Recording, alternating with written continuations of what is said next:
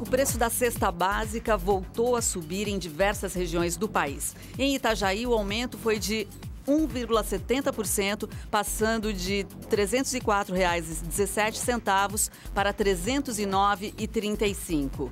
Em relação ao salário mínimo, a cesta básica agora representa 39,6%. De acordo com a lei que criou a cesta básica, o custo da cesta não deveria passar de 33,35% do salário. Esta é a pauta do Viva Voz de hoje, que está no ar pela rádio e também pela TV Univale. Hoje comigo o acadêmico de jornalismo Lucas Rosa. Boa tarde, Liz. Boa tarde a você de casa curtindo Viva Voz aqui pela rádio e pela TV Univale. Lembrando que você pode e deve interagir conosco, é muito fácil, tem o nosso e-mail, vivavozunivale@hotmail.com. Tem também o Facebook, facebook.com/vivavozunivale e o Twitter e o Instagram, ambos @vivavozunivale. Nosso convidado de hoje é o professor Jairo Romeu Ferracioli, que é economista, coordenador do projeto Cesta Básica Alimentar de Itajaí. Obrigada pela presença, professor. Obrigado também. Prazer, Elisa, Lucas, estamos à disposição de vocês. Bom, professor, quais são os principais itens que compõem a cesta básica, para a gente entender bem detalhadamente o trabalho que vocês estão fazendo? Vamos lá, a cesta básica é 13 produtos, né? Um painel de 13 produtos. Começa com açúcar, arroz, batata, banana, café, farinha de trigo, feijão, carne, manteiga, leite, tomate. São 13 produtos. Uma coisa que é importante frisar que alguns produtos, como a carne, por exemplo, na realidade elas representam um painel de produtos. Uhum. Então, questionaria assim, por que não tem a carne de frango, já que é mais consumida? Uhum. Mas, na prática, a carne representa o que é de carne, assim como o tomate representa o que é de frutas, verduras. Entendi. Ok? Tá certo. E agora, a gente viu a cesta vem subindo, o valor da cesta básica. Quais foram os principais itens que puxaram para cima o preço agora em setembro? Bem, Lisa, assim, a gente teve 5 aumentos consecutivos e depois tivemos 2 meses em queda. Teve queda. Os 2 meses anteriores foi em queda. Até eu acreditava que podia ser que ficasse no mesmo nível, um pouco abaixo. Mas, para surpresa, ela realmente subiu e assim como no país todo, onde que se coleta a cesta básica, também teve esse aumento. Uhum. Se a gente for ver, né, vamos dizer assim, que subiu o nosso cafezinho. O café, o açúcar, a manteiga, né? E alguns produtos que já é tradicional, o sobe e desce, né? Que é a batata, o tomate, produtos in natura, que a gente chama, ou semi-industrializado, como arroz, feijão. Então, eles estão muito condicionados ao clima. Então, se o clima não for muito favorável, a tendência é que realmente haja um aumento, muitas vezes até astronômico, vamos dizer assim. Muito bem, professor. Eu já citou o clima, mas além do clima, tem algum outro fator que fez com que esses produtos aumentassem agora bruscamente? Bastante, assim, a questão do dólar influencia bastante, né? É claro que não é uma coisa de imediato. Sim. O combustível também é outra coisa que alimenta bastante, apesar que nos últimos meses o combustível até tinha tido uma queda, né? Antes desse último aumento, o que contribuiu talvez até para aquela queda nos 2 meses anteriores. O dólar influencia muito na cesta básica em virtude de alguns produtos, né, serem chamadas commodities. Assim como a soja, né, que influencia o preço da margarina, do óleo de soja, assim como o café, que é uma commodity, assim como o açúcar, é uma commodity, né, a carne. Então, esses produtos estão muito condicionados à variação do dólar. É claro que não é uma coisa imediata, subiu hoje, amanhã já está mais caro, não. Mas leva aí uns 30, 60 dias para impactar. Justamente, eu acho que talvez tenha sido isso o impacto em alguns produtos da cesta básica. Ok. Agora, professor Jairo, até que ponto a cesta básica é realmente um indicativo do andamento da economia? Bem, a gente diz assim que a cesta básica é o principal indicador para uma classe de renda mais baixa, menos favorecida, né? Porque, na realidade, ela mede a alimentação. Certo. E é claro que temos vários outros índices de preço que medem realmente, né, o comportamento da economia, de preços na economia.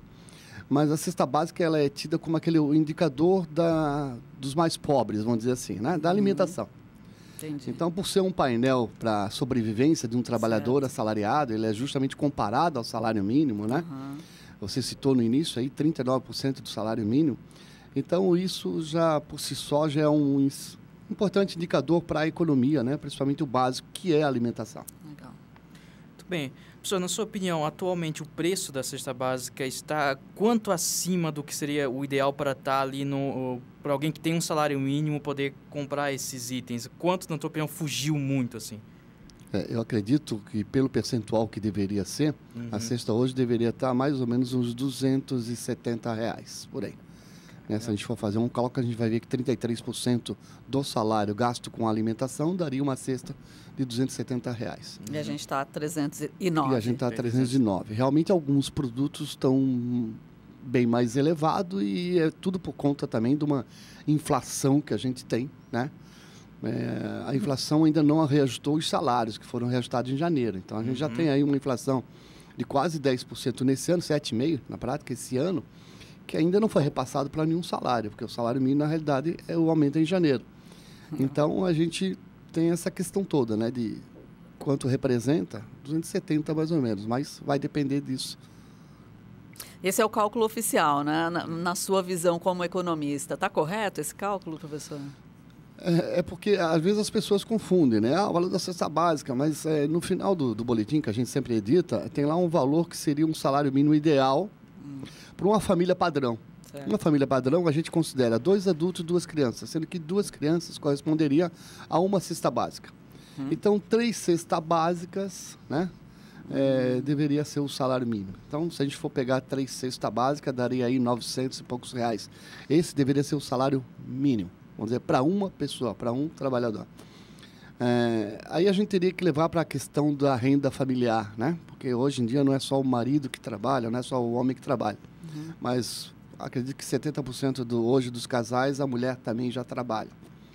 Então, a gente vai considerar isso. É lógico que o salário mínimo, para nos satisfazer em todas as necessidades básicas, vamos dizer assim, deveria estar em torno disso que a gente mais ou menos coloca no boletim, de 2.700 por aí, para atender bem todas as necessidades de uma família padrão. Não sei se o senhor tem aí, assim, de cabeça na mão, qual é a relação com outros países do mundo, né? Como é que está o salário mínimo do brasileiro em relação a outros países do mundo?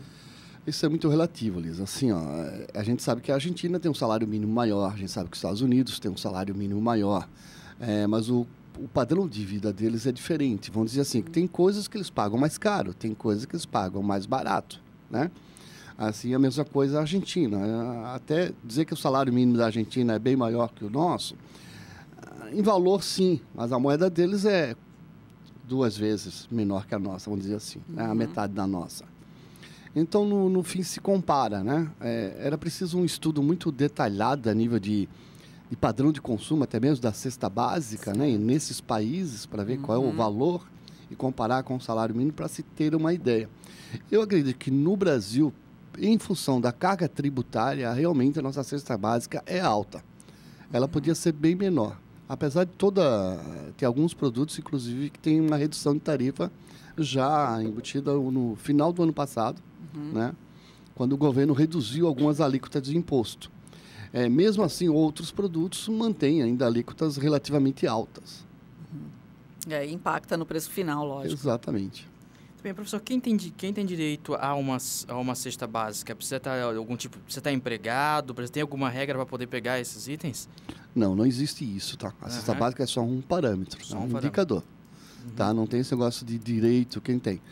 É lógico que se você for ler a Constituição, vai dizer, né, que lá todo trabalhador tem direito à alimentação, saúde, educação. Está lá escrito, né?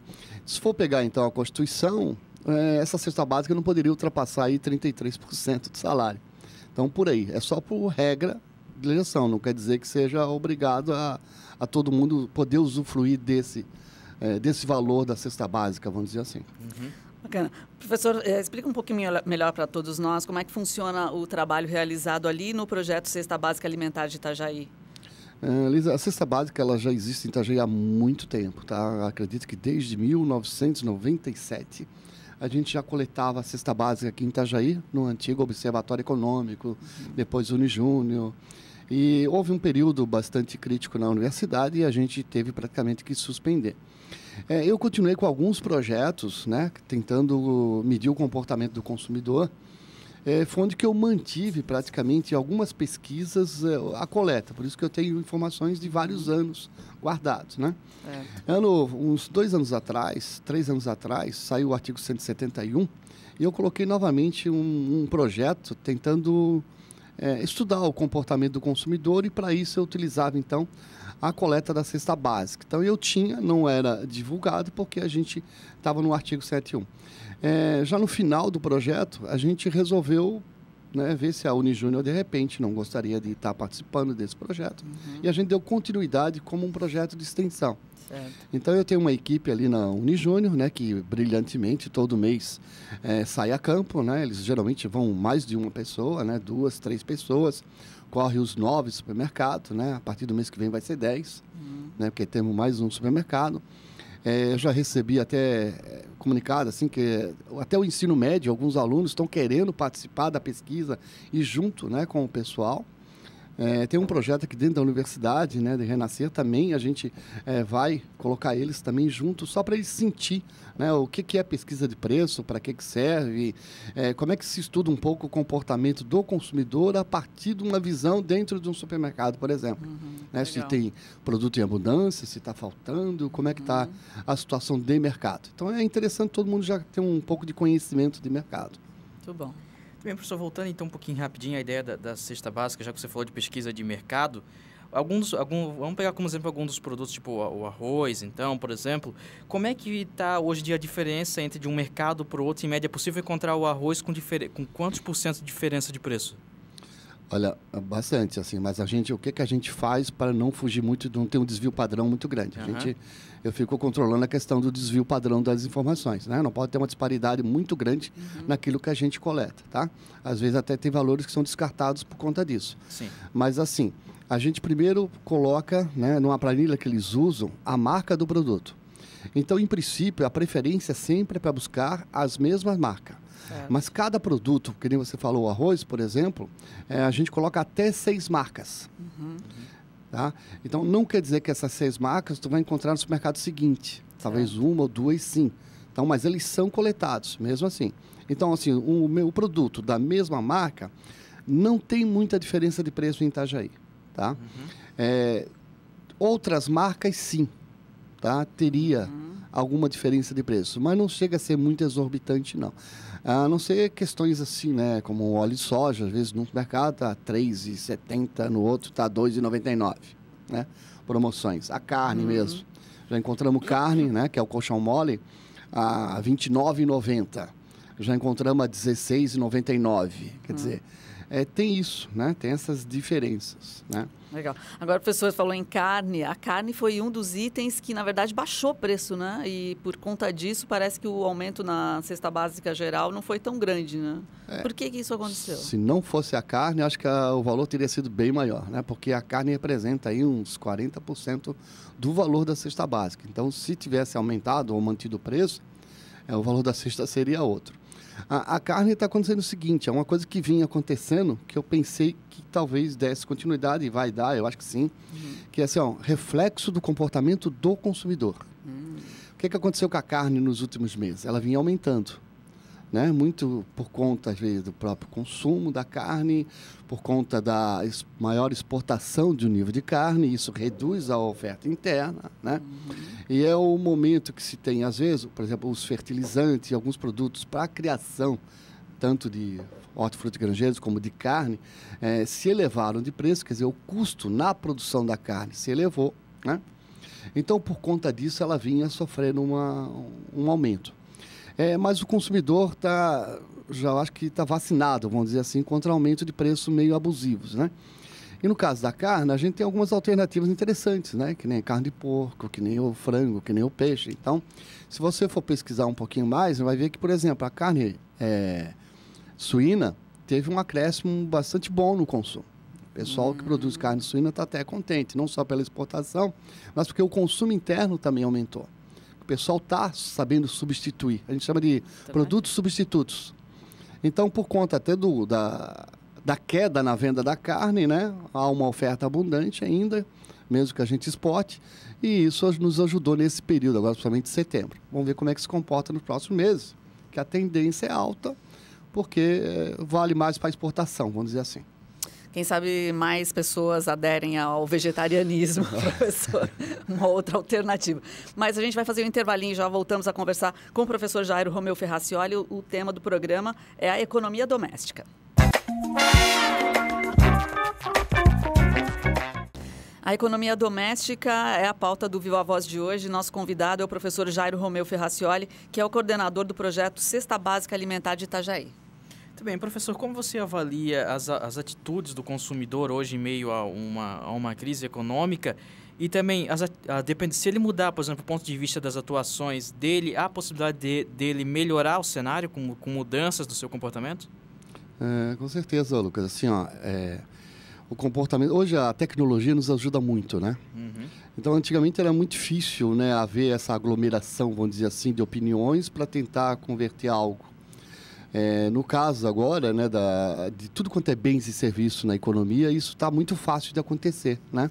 Tem aí as mídias eletrônicas, então é muito fácil, né, surgir determinadas campanhas para não digo boicotar, né, mas reduzir, rever, usar o que a gente chama de racional na economia, né? Uhum. O que é usar o racional na economia? Se está caro, não compre, né?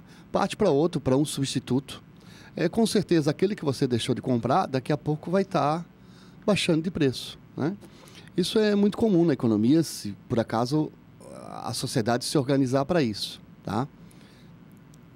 Professor, e como é que você vê? A sociedade está organizada, já puxando aqui, a sociedade está organizada ou não? As pessoas sabem economizar, sabem lidar com a economia ou ainda tem muita dificuldade? Eu não diria que ela está organizada, né? Mas ela está antenada. E está antenada, está ligada no que está acontecendo. Então, a mídia toda fica falando, né, da inflação, do nível de preço, do comportamento do consumidor. A gente, por exemplo, já está vendo várias alterações do comportamento do consumidor, né? A gente está vendo que já diminuiu o almoço fora de casa, a ida ao cinema já diminuiu. Tem vários bens que a gente chama na economia de supérfluo, vamos dizer assim, que já está sendo mais racionalmente pensado, né? Tudo isso por conta de uma questão básica na nossa economia hoje, que a inflação diminuiu o poder de compra do salário. Para todos, não é só para quem ganha salário mínimo, não. Para todos, eu posso dizer assim, que nós estamos mais pobres, né?